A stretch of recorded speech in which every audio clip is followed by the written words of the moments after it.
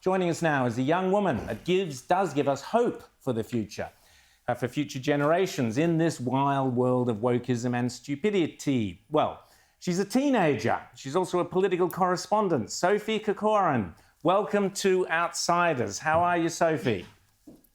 I'm good, thank you. How are you? Well, we're really good here. Now, tell us a little bit about yourself. You've done great work. You went to Davos and covered the World Economic Forum.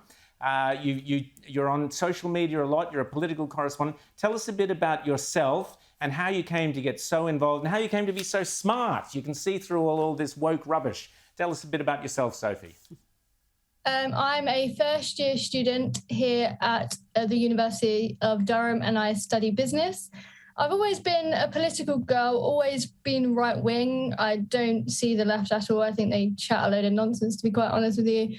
And the reason why I got into politics is because I was in sixth form last year, so what would be the last year of high school for many countries, and they closed the schools and cancelled my exams. And at that point, I was furious. I was outraged by the whole COVID thing. They stole probably the best years of our lives away from us for something that is effectively the flu for our age group. And I was absolutely outraged, and nobody in the media was talking up for young people and exposing the damage that they've done to us and other young people. So I decided to get involved in it. I suppose. So Sophie, you went to Davos. I want to ask you about Davos in a second. But first of all, just tell us, you probably heard us earlier talking about the Jubilee. You've also give us your thoughts on the monarchy and the Jubilee. It's been an absolutely wonderful weekend for us here in the UK. We have had a really tough 2 years. And to be quite honest with you, we've got another few tough years coming because of the cost of living crisis. It's going to be hard for everybody.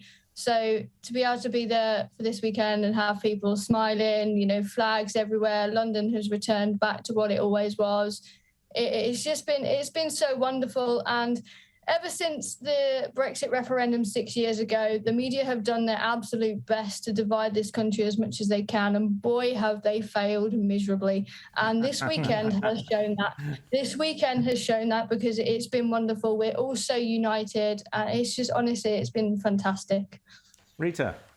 But you also seem to have your main political parties united on the issue of climate change. The Boris Johnson government has been very bold in its policy. So is there any debate, given you've got an energy crisis, their costs are soaring, people can't afford, huge numbers of people can't afford their energy bills. So is there any change in any challenge to those policies now? No, ultimately, for some reason, our government, and it is a Conservative government, so I think it's quite bizarre, Conservative, shall we say, have gone to opt to do a windfall tax on energy companies instead of cutting the green taxes, which is utterly bizarre.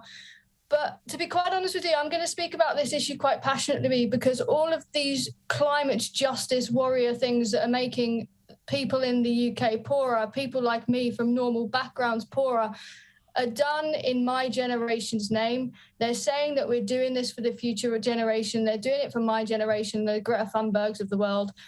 But ultimately, as a young person, I know that if we go through with these absurd net zero policies, that I'm going to end up not being able to get a job because businesses are going to move abroad, not going to be able to own a home, not going to be able to go on holiday, not going to be able to drive a car. I'm going to have to eat all sorts of strange insects. I do not want to spend the rest of my life living in green misery to chase this absurd dream. And let me tell you something, when Greta Thunberg goes to China, then maybe I'll be interested. But until then, I'm not.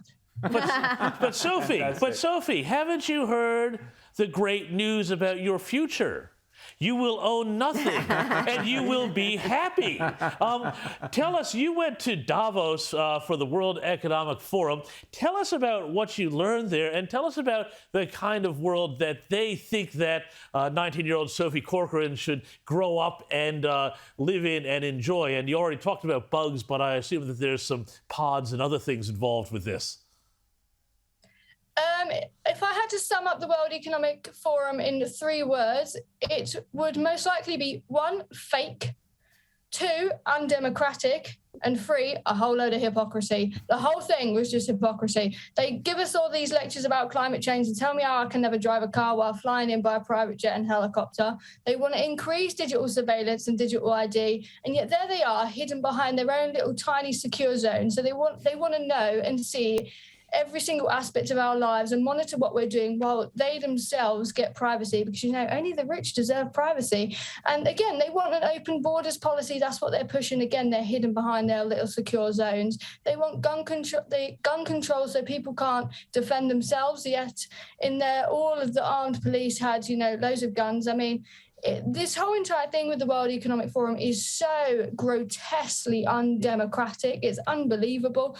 I mean, these are unelected people who are unaccountable to the public, sitting behind their little secure zones within accredited media. And the fun fact about those media is that the people that were the accredited media, so the only ones that were actually allowed to be in there and ask the questions, were also sponsoring the events and also had guests that were invited as part of the conference, not for the media team. So how on earth can we trust these people to be honest and to be transparent and to ask the questions that we need? I mean, it is utterly just grotesque, and it was in some remote location in the middle of the Swiss Alps. It wasn't in a major city like Zurich or Geneva, so it was impossible for normal people to get there. And these are the people that are determining the narrative for our lives, and yet here we are.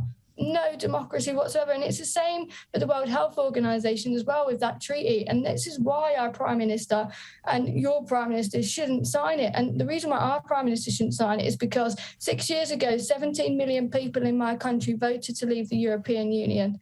And they voted to leave the European Union on the premise that we'd get rid of unelected officials from foreign countries telling us what to do. And that is exactly what the World Health Organization and the World Economic Forum do. So we should cut ties with them because it's undemocratic. Any country that respects democracy will not sign that World Health Organization treaty and will not have any part of the World Economic Forum. Sophie Corcoran, love your passion, love your enthusiasm. You went there, you did what so many other people didn't. You actually find out on the ground, you went there. Well done. You've got a glittering career in front of you, I imagine, in journalism and in politics. Keep up the great work, and I hope we can speak to you again. Sophie Corcoran, thanks so much for joining us from the UK, from Durham, and thanks for staying up so late. We do appreciate it. Now, we've always said, Rita and James, that, you know, the hope of the side is the young kids who actually rebel against a lot of the madness, the woke madness, and actually see through it themselves. Great story there.